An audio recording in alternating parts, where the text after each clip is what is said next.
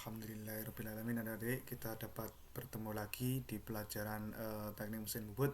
Jadi pagi ini adik-adik, saya akan melanjutkan pelajaran kita sebelumnya, yaitu tentang penggunaan mesin bubut.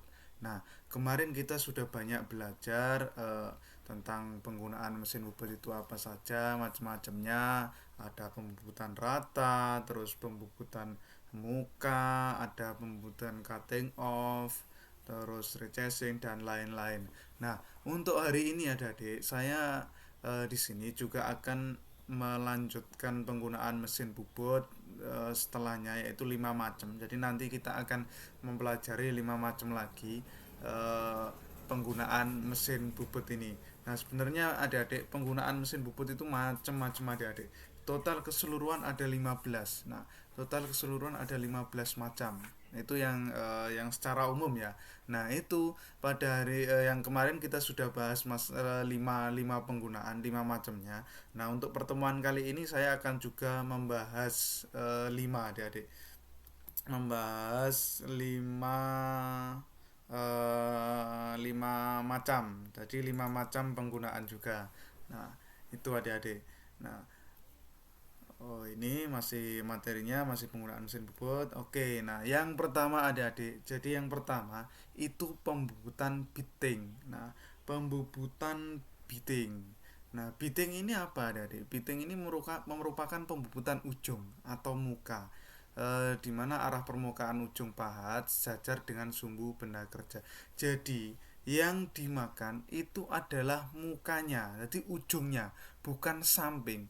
Kalau adik-adik biasanya bubut itu yang dimakan sampingnya. Nah, ini contoh bisa adik-adik lihat di mouse. Ini kan bagian samping benda kerja. Nah, seandainya ini berputar, sampingnya itu sebelah ini. Nah, sebelah ini. Nah, untuk pembubutan bitting itu yang dimakan depannya, ujungnya. Eh, jadi eh, tidak sampingnya. Nah, itu. Nah, biasanya adik-adik metode bitting ini digunakan untuk membuat alur atau lubang besar pada permukaan ujung benda kerja. Jadi di sini ini kalau contoh ya, ini adik-adik bisa dilihat di mouse. Nah, ini contoh pembuatan lubang yang besar karena memang apa namanya, seandainya ini menggunakan pur atau apa ukurannya tidak bisa terpenuhi, akhirnya harus menggunakan proses pembubutan bitting ini. Jadi ini pemakanannya seperti ini. Nah, itu dia ke dalam contoh ini. Jadi seandainya ini diameter, ini bisa dimakan. Nah, itu pembubutan bitting, tidak jadi ujung atau muka benda kerjanya, tidak samping. Nah, itu pembubutan bitting adik-adik.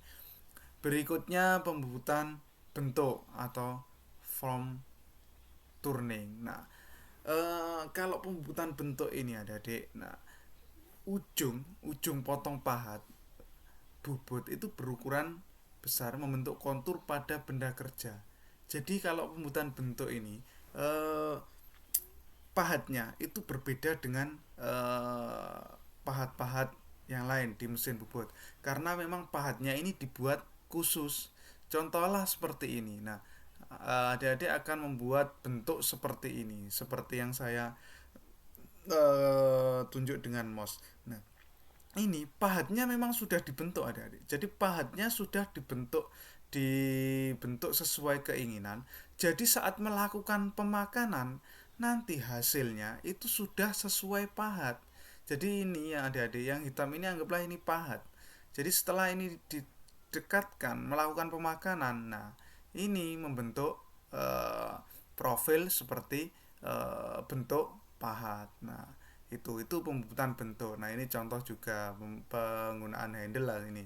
Nah, itu juga langsung, jadi pahatnya memang dibuat melengkung, akhirnya setelah pembubutan dia membentuk seperti ini. Nah, itu jadi membentuk kontur pada benda kerja ya. Terus teknologi pembuatan bentuk mirip seperti recessing. Nah, kemarin kita sudah belajar masalah recessing. Jadi recessing itu alur ya kemarin. Eh, Perbedaannya terdapat pada bentuk pahat yang unik pada pembuatan bentuk. Nah, memang pahatnya unik seperti yang saya omongkan tadi karena memang dibentuk sesuai dengan keinginan bentuknya seperti apa. Jadi pahatnya memang yang dibentuk. Nah, bentuk pahat yang unik ini dapat disebut dengan istilah pahat bubut bentuk. Nah, memang pahat bubutnya bernama pahat bubut bentuk. Itu adik-adik. Nah, itu untuk pembubutan bentuk. Nah, berikutnya adik-adik, eh, pembubutan tirus. Nah, pembubutan tirus ini penyayatan silindris yang menghasilkan perbedaan diameter secara konstan.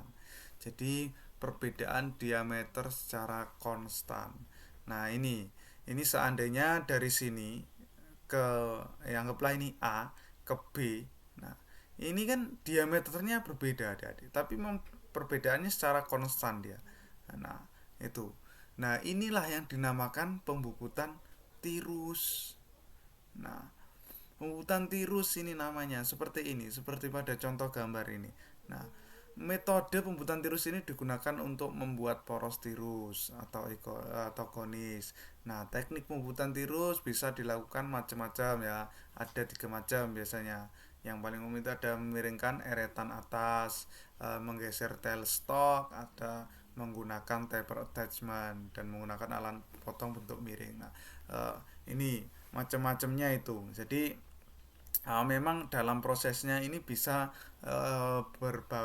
berbagai cara ya adik-adik. Jadi nanti memiringkan eretan atas juga bisa digunakan untuk membuat tirus, menggeser telestok juga bisa digunakan untuk pembuatan tirus, menggunakan temper attachment juga bisa digunakan untuk pembuatan tirus, atau menggunakan alat potong berbentuk miring. Nah, itu adik-adik. Jadi pembuatan tirus itu intinya itu eh apa ya, penyayatan yang menghasilkan perbedaan diameter secara konstan. Nah, itu jadi diameternya berbeda. Itu pembubutan tirus. Nah, pembubutan kopi. Nah, ini eh, merupakan adik-adik ya. Pembubutan kopi ini merupakan penyayatan yang menghasilkan bentuk benda kerja sesuai dengan geometri benda replika yang telah ada. Nah, replika ini ditransmisikan dengan eretan melintang dan eretan memanjang. Nah, yang saya digambar ini adalah memang bobot khusus untuk pembubutan kopi adik-adik. Jadi nanti benda kerja yang sudah jadi itu ditaruh di seandainya di sini. Nah, dari benda kerja yang ditaruh di sini ini adik-adik. Nah, benda kerja yang sudah jadi. Nah, benda kerja yang ini anggaplah di sini ya, benda kerja yang sudah jadi ditaruh di sini. Nah, setelah itu benda kerja yang belum jadi itu yang mau dibentuk itu ditaruh di sebelahnya. Nah, memang digerakkan nanti hasil benda kerja ini mengikuti benda kerja yang sudah jadi. Kalau adik-adik bingung, jadi kalau adik-adik pernah membuat ini di penggandaan kunci yang menggunakan mesin. Nah, itu bisa itu cara kerjanya seperti itu.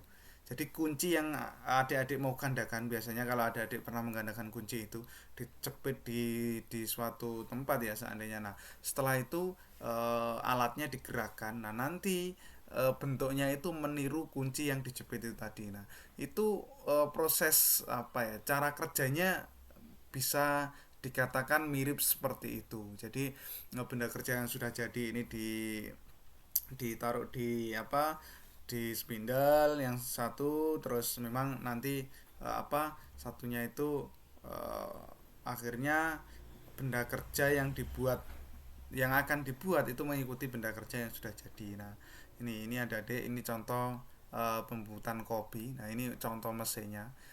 Di mesin bubut sendiri, mesin bubut umum juga bisa memang, tapi ya memang perlu settingan yang agak rumit memang. Nah, itu. Nah, berikutnya adik-adik, berikutnya pembubutan ulir. Nah, ini pembubutan ulir. Kalau orang Jawa ngarani wong-wong tua biyen drat. Nah, ini ulir. Ulir ya, ulir itu baut, mur itu kan ada ulir. Nah, pembubutan ulir ini merupakan penyayatan yang menghasilkan bentuk ulir. Bentuk ulir terdiri dari pembubutan ulir luar dan ulir dalam. Pembubutan ulir tergolong dalam pembuatan silindris di mana pemakanannya sama dengan pola kisar ulir dari ulir yang akan dibuat. Nah, nanti adik-adik memang ada yang namanya kisar ulir, terus tinggi ulir dan lain-lain itu kita mempelajarinya di belakang. Nah, ini hanya proses pengenalan macam-macam penggunaan pembubutan. Nah, sebagai contoh saja bahwa pembubutan ulir seandainya pembuatan ulir luar itu baut ya. Nah, baut itu termasuk ulir luar. Nah, kalau dalamnya ya mur.